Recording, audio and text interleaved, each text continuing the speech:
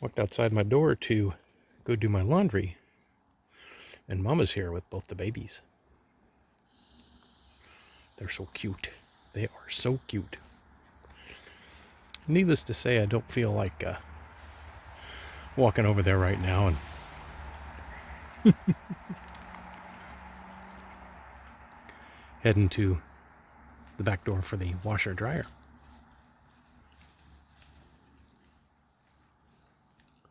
Because we do not need to piss Mama off.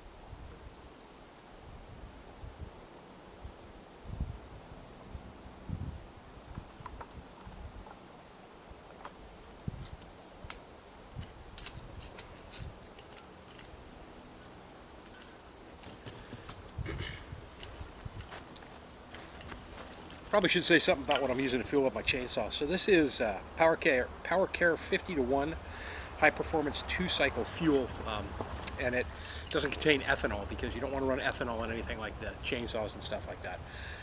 Come to find out that in Alaska the fuel doesn't have ethanol in it anyway, so I could just use regular fuel, but this is pre-mixed, so I don't have to worry about mixing it or anything. Going forward though, as soon as I'm done with the other can, I'll just start mixing my own. It's a heck of a lot cheaper. This stuff cost me about $4 a can, and I don't know, I go through, I want to say, maybe a can a week when I'm really cutting, but I could just buy gasoline and oil and have a gallon's worth, so I'd have a month's worth for not much more than I'm paying for a can of this. So a lot cheaper, but you know, if you're just going to do some everyday or every once in a while chainsaw work around the house, You're just going to use it to cut up some wood that you have laying around or something like that. Cheap, easy way to go. The fuel lasts quite a long time, and it's specifically formulated for Stihl chainsaws 50-to-1. So that is what I'm using.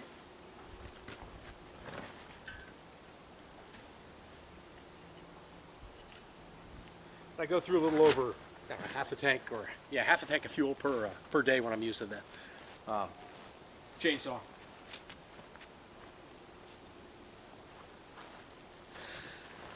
Back out here again, ready to get started and cut more trees down. The never-ending saga. I think I'll be cutting trees down here probably for the rest of my life, but that's all right.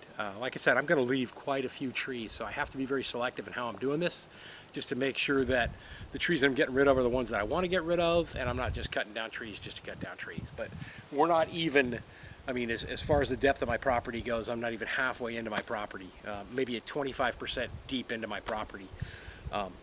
And it's nothing but trees all the way back. So I am cutting down a lot of trees, but there's a lot of trees to cut down.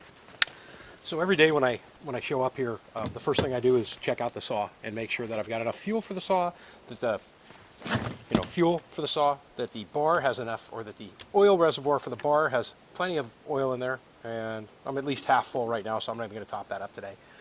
And then the last thing that I do,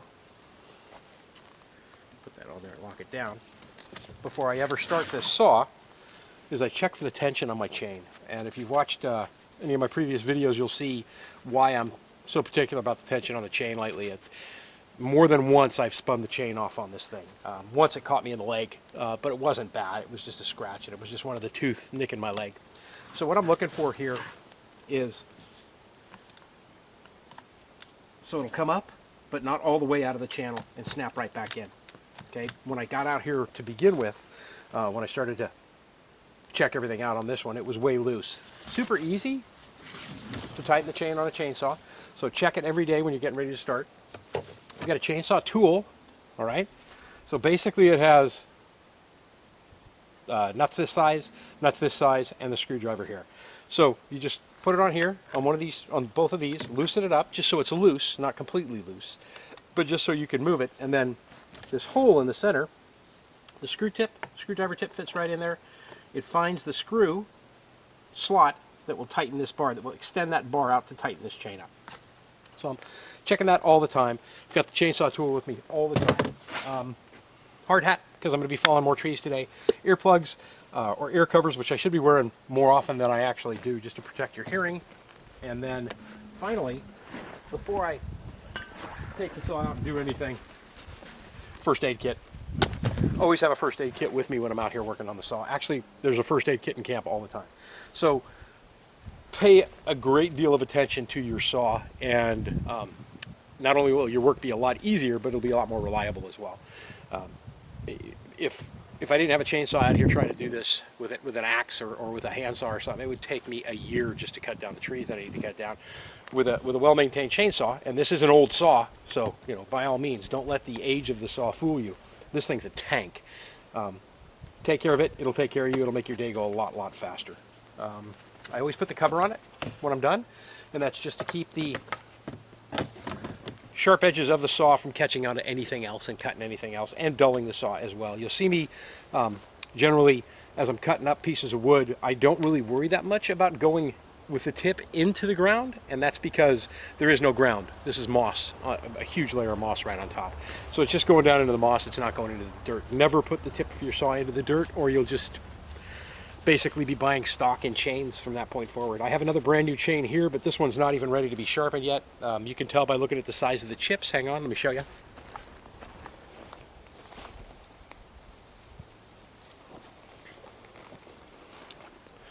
So the chips here, long, big chunks, big pieces, you've got a good sharp chain. If you've got really fine pieces when you're done, then your saw and your chain really needs to be sharpened, and you're doing 10 times the work you have to do.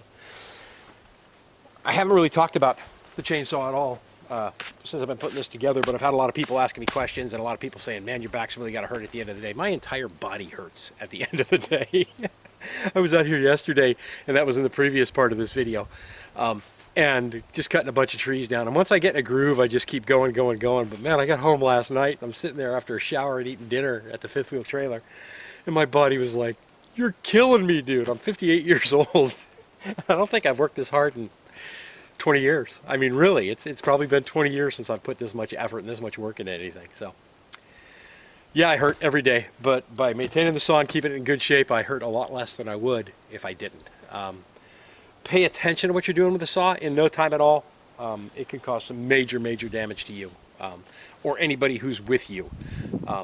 The best rule of thumb is when you got more than one person is operating the saw, and only one person is anywhere near the bar of the saw when it's operating. And then that way you don't have any accidents. Nobody accidentally gets hit by the chainsaw, and that can happen. Pay attention to where your saw is going. Pay attention to what's happening with your saw. Like I said, when the chain spun off the one time in the previous video, and I think it was cleaning up my mess. I'll put a link to the video up here. More than one of my viewers caught the idea, or caught the fact that that chain, when it spun off, got me. Be careful. Be very careful. It could ruin your entire life, one of these things. With that said, I'm going to get back to work here. I'm going to go cut down more trees.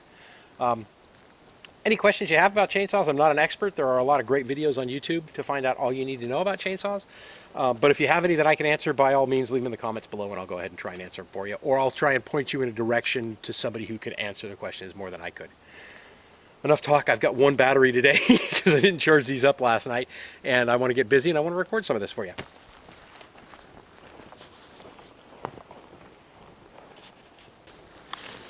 I should also point out one other thing before I get started here. In a lot of my videos, you'll see me with a bottle of water. Hydration is a serious thing, and dehydration could really mess you up. The first and only time I almost ended up in the hospital from dehydration was in Alaska, of all places. And that's because the climate here is very, generally speaking, dry. And in the interior, it's very dry. And you will dehydrate yourself so quick it's ridiculous. So I'll go through 4 or 5 of these every single day. Make sure you've got something out there to keep you hydrated while you're working, because you're going to break a sweat. And the other thing is, you always see me rip my hat off, throw the hard hat on, and then put the hat back on as soon as I take the hat off. That's because I have no hair on the top of my head. And with the sun the way it is right now, the last thing I want is heat stroke while I'm out here. I don't need to burn the top of my head. So plenty of protection. I'm out here in short sleeves, and I'm out here in a kilt. So as far as protection on my body goes, not really, the most protected I could be. Long sleeve would be better, but it's just way too nice to be using a long sleeve shirt. And then to keep the mosquitoes off me, I'm using, what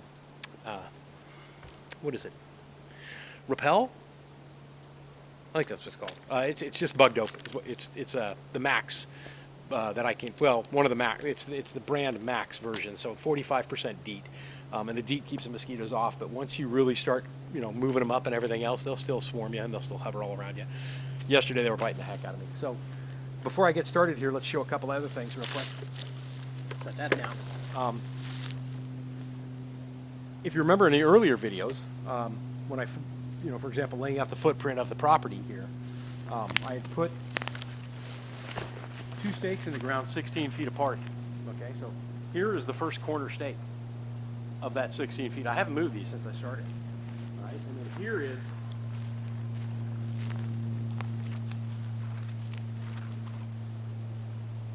the back stake of the 16 feet. And this is where the forest was when I first started doing that. And this is all I have cut down since then. Not to mention everything I've cleaned up over there as well. So, a lot of progress. And in the in the words that I posted yesterday with a picture on Instagram. And if you don't follow me on Instagram, by all means do, because I'll post a whole bunch of Alaska pictures, not just this project, but whenever I get beautiful pictures of Alaska, I post them on Instagram. The link is below in the show notes. As I said yesterday, every time I remove a tree out of here, this sun is touching ground it hasn't touched in decades, if not longer. And the ground itself is getting more and more growth. When I was out here last year and it first started cutting down a couple of trees, there was no grass out here at all. All right, this is all coming up because the trees are no longer here to block the growth on the ground. And that's kind of a beautiful thing in a way. Also, every tree that I fall, I'm one tree closer to being done and getting my property where I need it to be. I've done more talking in this video than I've done in a lot of videos, in the last few videos for sure. So it's time for me to shut up and get to work, huh? I'm Sean in Alaska. I hope you're enjoying this.